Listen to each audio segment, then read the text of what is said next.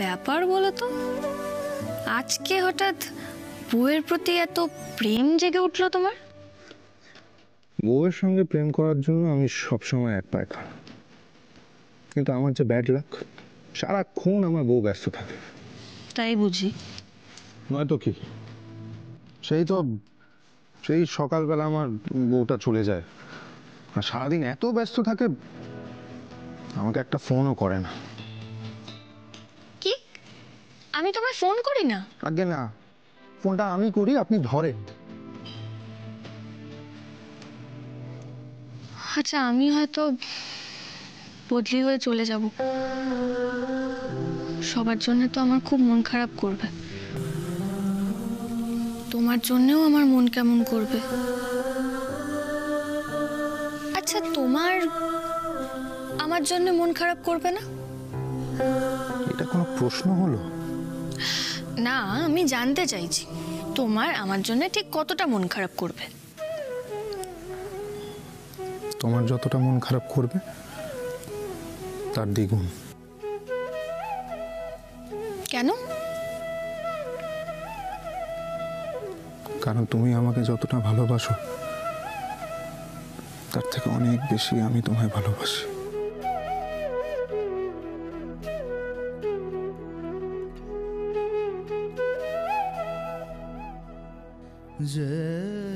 আচ্ছা বেশ, তুমি আমাকে বলো দেখি, আমি এমন কি করতে পারি যেটাতে তোমার আর মন খারাপই করবে না? কি করতে পারো? কি করতে পারো?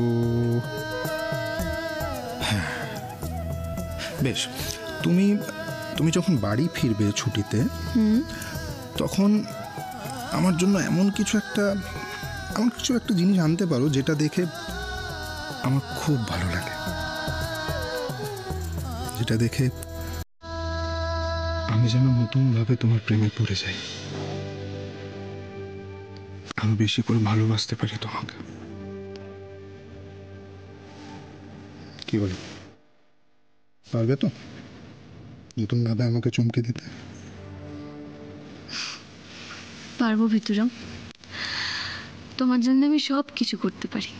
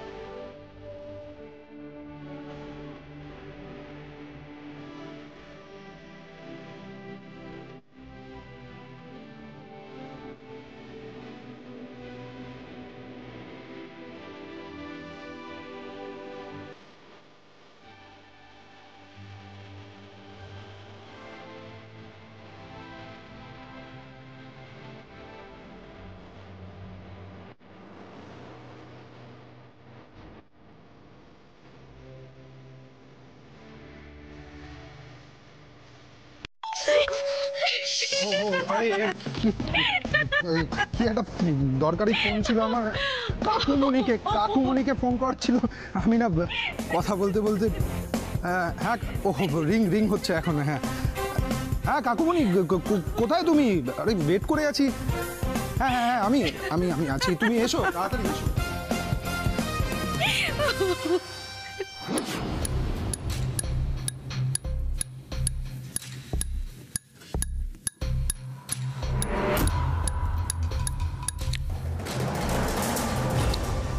বাকুলের প্রমোশনের কথা শুনে এক্ষুনি এ তো ঘাবড়ে যাওয়ার কিছু নাই পোষা।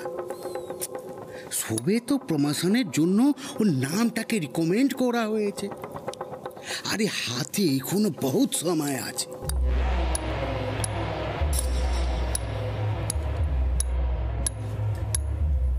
আরে হতে পারে কি উপর মহলে কেউ ওর নামটাকে উপোস করলো। আরে পলিটিক্স সব জায়গাতে আছে, তার মানে আপনি বলতে চাইছেন যে বকুলের প্রমোশনটা আটকানো সম্ভব? বিনু বিনু বিনু এই কাজটা তুই আমার জন্য করতে পারবি? अरे कोशिश करने से खुदा भी मिल जाता है। बकुलेर प्रमोशनটা আটকানো ইম্পসিবল না। মিস্টার প্রধান, প্লিজ আপনি এই ব্যবস্থাটাই করুন, আপনি এটাই করুন। ব্যাপারটা যেমন ইম্পসিবল না, তেমনি ও তো আসানও না। আপনার বহন এখন মিডিয়ার ফোকাসে আছে, পুরা পুরা পুলিশ ডিপার্টমেন্টের আঁখো কি তারা হ্যাঁ। কিন্তু এই মাত্র তো আপনি বললেন যে এটাও হতে পারে যে ওদের ডিপার্টমেন্টের কেউ ওর প্রমোশনটাকে নিয়ে অপোজ করলো, আর আপনি আপনি সেই ব্যবস্থা করতে পারেন। ব্যবস্থাটা তো করতেই পারি, কিন্তু একা পারি না। আমাদের হাতে হাত মিলিয়ে কাজটা করতে হবে। বকুলকে শেষ করার জন্য আমি সব কিছু করতে পারি।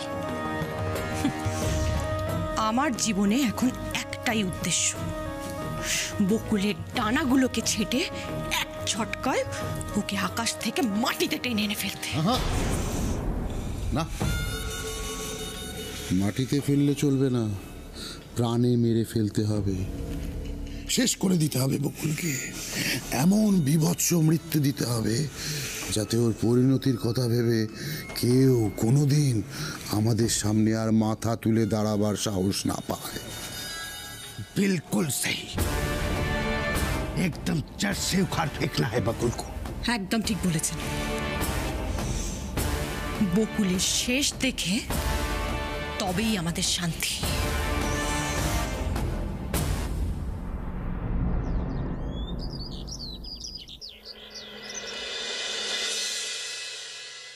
কি গো, তুমি এখনো রেডি হওনি? অফিস বেরোবে না? হ্যাঁ যাবো, কিন্তু একটু লেটে বেরোবো। তুমি একা যেতে পারবে নাকি আমি ছেড়ে দিয়ে আসবো? না, আমি যেতে পারবো একা। কে ফোন করছো? হ্যালো বৌদি, আমি কুণাল বলছি। হ্যাঁ কুণাল দা, বলো। তোমাকে অনেকদিন থেকেই একটা কথা বলবো ভাবছিলাম বৌদি, কিন্তু পরিস্থিতির চাপে আর বলে ওঠা হচ্ছিল না, তাই আজ ফোন করলাম। কুণাল দা, তুমি বাড়িতে চলে এসো না, সামনাসামনি বসে না হয় কথা হবে। না বৌদি, কথাটা এখনই বলা দরকার। আচ্ছা ঠিক আছে বলিস, কিন্তু তার আগে বল তুই কেমন আছিস আর তোর কাজকর্ম কেমন চলছে? ভালো চলছে রে ঋষি, তবে আমি এখন আর কলকাতায় থাকছি না। মানে কোথায় থাকছিস তুই তাহলে? আসানসোলে। কালই হঠাৎ কোম্পানি থেকে বললো আসানসোলের ইউনিটে ট্রান্সফার করতে আমাকে। এখন থেকে এখানেই থাকবো। ওমা, কবে গেলে গো তুমি আসানসোল? মানে আমার তো দিদির সঙ্গে কালই দেখা হলো, ও তো তোমার যাওয়ার ব্যাপারে কিছু বললে না। কাল তুমি বর্ষার সঙ্গে দেখা করেছো বৌদি? হ্যাঁ, আমি তো কালকে কি ব্যাপার বলো তো কুণালদা, তোমাদের মধ্যে কি কিছু হয়েছে? মানে দিদি কি আসানসোল যেতে চাইছে না তোমার সঙ্গে? সরি বৌদি, আমি তোমার দিদিকে আমার সঙ্গে যেতে বলিনি। মানে কি ব্যাপার বলো তো, আমি ঠিক বুঝতে পারছি না। আমি তোমাকে বর্ষার ব্যাপারে কিছু কথা বলতে চাই বৌদি। আসলে বেশ কয়েকদিন ধরেই আমার বর্ষার কথাবার্তা, ওর অ্যাটিটিউড, আমাকে সব ব্যাপারে এড়িয়ে চলাটা আমার ঠিক ভালো ঠেকছিল না। মানে কি কথাবার্তা? বিশেষ করে ওর কাজকর্ম নিয়ে। কাজকর্ম মানে দিদি চাকরিতে জয়েন করেছে নাকি? হ্যাঁ, আর ওর কাজকর্ম নিয়েই আমার চিন্তা এবং সন্দেহ। কুণালদা, তুমি কেন এরকম বলছো বলো তো? আমি তো দিদির সঙ্গে দেখা করলাম, কিছু সন্দেহজনক বলে তো মনে হলো না। বরং দিদি তো আবার আমার কাছে ক্ষমা চাইলো যা যা করেছে সেসবের জন্য। বর্ষা ক্ষমা চাইবে? এ কথা তুমি আমাকে বিশ্বাস করতে বলছো বৌদি? যার সঙ্গে 24 ঘন্টা কাটিয়েছি, সে তোমার সম্পর্কে, তোমাদের ফ্যামিলি সম্পর্কে কি ভাবে সেটা আমার থেকে বেশি কে জানবে বলো? বর্ষা নিজের স্বার্থ সিদ্ধি করার জন্য তোমার সামনে নাটক করেছে বৌদি।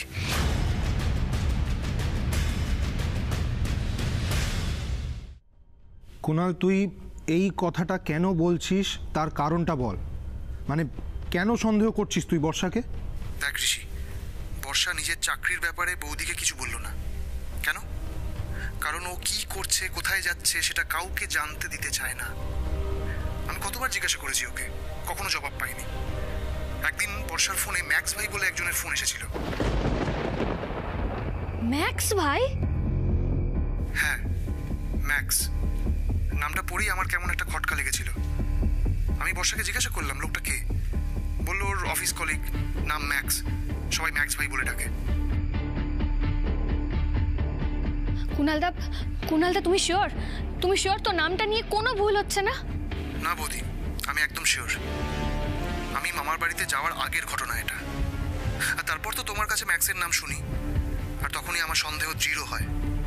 সেদিন কার ফোন এসেছিল সেটা দেখতে চাইলে বর্ষা কিছুতেই ফোন দেখাতে চায় না, কোন কোম্পানিতে কাজ করে সেটাও বলে না।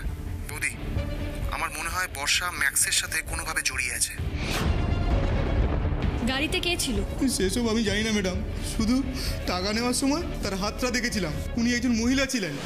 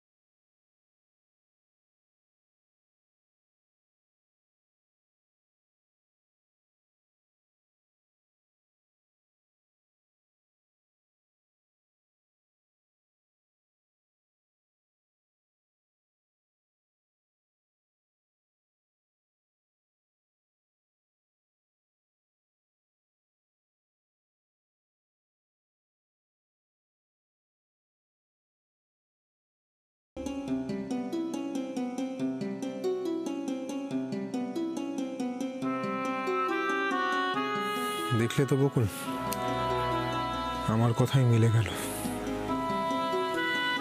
আমি তোমাকে বারবার বলছিলাম তোমার সঙ্গে দেখা করার নিশ্চয়ই অন্য কোনো উদ্দেশ্য ছিল বর্ষার।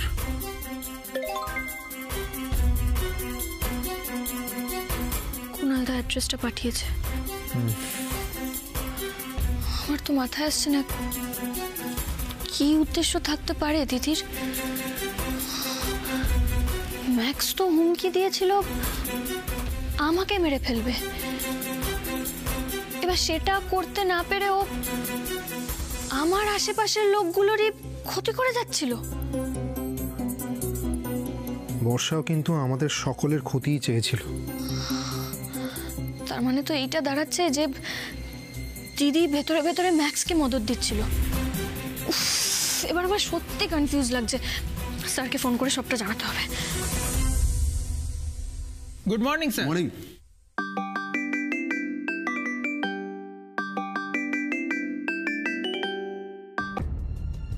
Good morning Bakul. হ্যাঁ স্যার, গুড মর্নিং। আপনাকে একটা খুব ইম্পর্টেন্ট খবর দেওয়ার আছে। কি ব্যাপার বকুল, তোমার গলাটা এরকম লাগছে কেন? স্যার, আমাদের ওই ইনফর্মার ম্যাক্সের যে মহিলা ইনফর্মারের কথা বলেছিল না স্যার, আমার মনে হচ্ছে সে আর কেউ নয়, আমার দিদি। হোয়াট? তোমার দিদি মানে বর্ষা?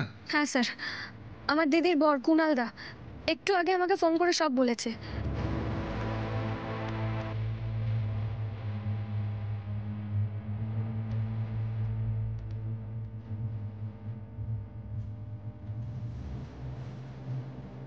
স্যার, আমি এক্ষুনি অ্যাড্রেসটা আপনাকে পাঠিয়ে দিচ্ছি। হ্যাঁ, পাঠাও, আমি এক্ষুনি লোক পাঠিয়ে দিচ্ছি।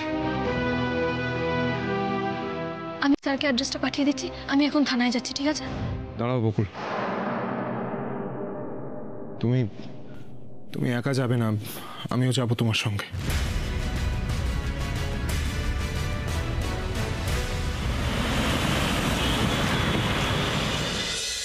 কি ব্যাপার মুসা ভাই, রাতারাতি আমার বাড়ি শিফট করে দিলেন, ফোন নাম্বার চেঞ্জ করে দিলেন। আচ্ছা, যেখানে ছিলাম সেখানে থাকলে আপনাদের প্রবলেমটা কি হচ্ছিল? প্রবলেম ছিল না, প্রবলেমটা এখন হয়েছে। আরে কি প্রবলেম সেটাই তো জানতে চাইছি। আরে এতক্ষণ ওখানে থাকলে না আপনার অ্যাড্রেসটা চেঞ্জ হয়ে যেত। তবে সেটা মুসা ভাইয়ের ফ্ল্যাট না, আপনার অ্যাড্রেসটা হতো পুলিশ লোকা। বকুল রায় আপনাকে অ্যারেস্ট করে নিয়ে যেত, সমঝে না? না, বুঝলাম না, হঠাৎ বকুল কেন আমাকে ধরে নিয়ে যাবে? আরে ও লড়কি বহুত সয়ানি হ্যাঁ। আরে আপনি ভালো করে খোঁজ খবর নিয়ে দেখুন, এতক্ষণে পুলিশ আপনাকে খুঁজতে শুরু করে দিয়েছে। রিয়েলি? আচ্ছা, এই রকম একটা ঘটনা ঘটবে সেটা আপনি কি করে জানলেন? মুজা ভাই, এরকম একটা ঘটনা ঘটবে সেটা কি আপনিও আগে থেকে জানতেন? আরে বাবা, আপনাকে জানাবো বলেই তো বিনুকে এখানে ডেকে নিয়ে আসা। ওর যে নাক আছে না, শিকারি কুকুরদের থেকেও তীক্ষ্ণ। বিপদের গন্ধ অনেক আগে থেকে টের পায়। বাহ, তাহলে তো ভালোই হয়েছে। ওনাকে টিমে রাখলে আমাদের ফায়দা। তাহলে এবার বলুন তো মিস্টার প্রধান, বকুলের প্রমোশনের ব্যাপারে আপনি কি জানতে পারলেন? মানে সেটা কি আদৌ হচ্ছে, নাকি বকুল স্রেফ একটা গল্প দিয়েছে?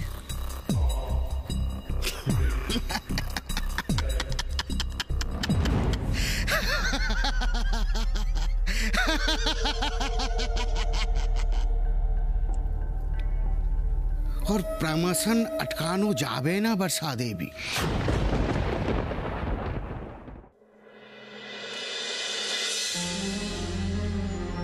Sir good morning.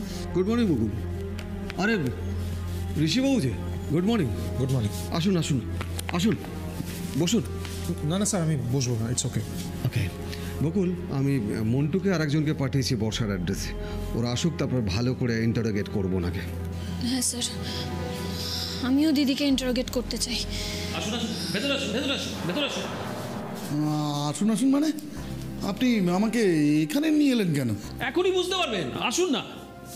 স্যার, মন্টুদা, উনি কে? বাড়িওয়ালা অখিল দত্ত। বর্ষা বোসকে পাওয়া যায়নি বকুলদি। পাওয়া যায়নি মানে? কোথায় গেছে? মানে পালিয়েছে ম্যাডাম, পালিয়েছে। ব্যাগপত্র নিয়ে একেবারে সোজা পগার পার। সকালবেলা কুণালবাবু কাগজপত্র নিয়ে অফিসে চলে গেলেন, আর রাত্রিবেলা বৌদি তাও আবার ঘরে তালা দিয়ে চলে গেছে। আমার খুব লস হয়ে গেছে, আমার বাড়ি ভাড়াটা পর্যন্ত দেয়নি। ঘরটা ভালো করে সার্চ করেছিল মন্টু? হ্যাঁ স্যার, ভালো করে সার্চ করেছি স্যার। ঘরে ওই খাট, আলমারি, কয়েকটা বাসনপত্র ছাড়া আর কিছুই পাওয়া যায়নি স্যার। দিদি ওখানে নেই মানে আমাদের সন্দেহ ঠিক, কিছু তো একটা গন্ডগোল আছে। আমি একবার দিদিকে ফোন করে দেখি। ফোন করলে করতেই পারো বকুল, কিন্তু পাবে কি?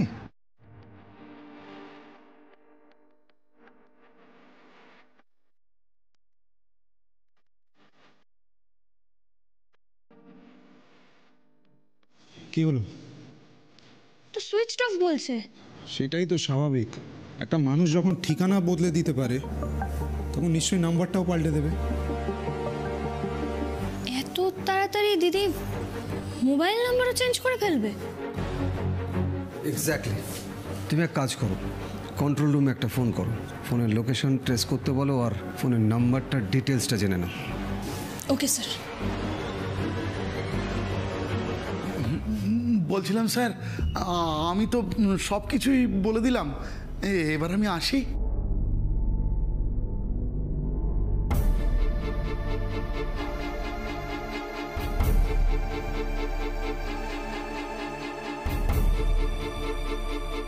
কিন্তু আমার যে আরো অনেক প্রশ্ন বাকি আছে অখিলবাবু।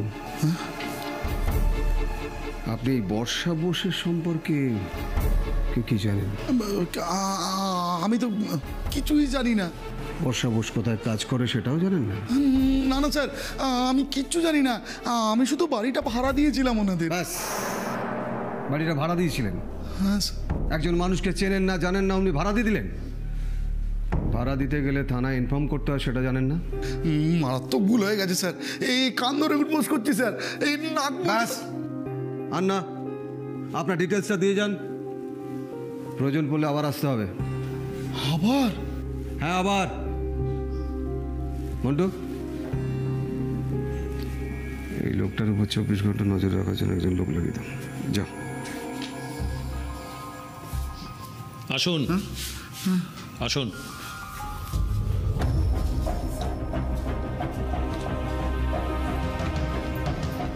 স্যার, ওই নাম্বারটা দিদির নামে নয়, অন্য কারোর নামে। আর এই যে লাস্ট লোকেশন শহরের বাইরে দেখাচ্ছে।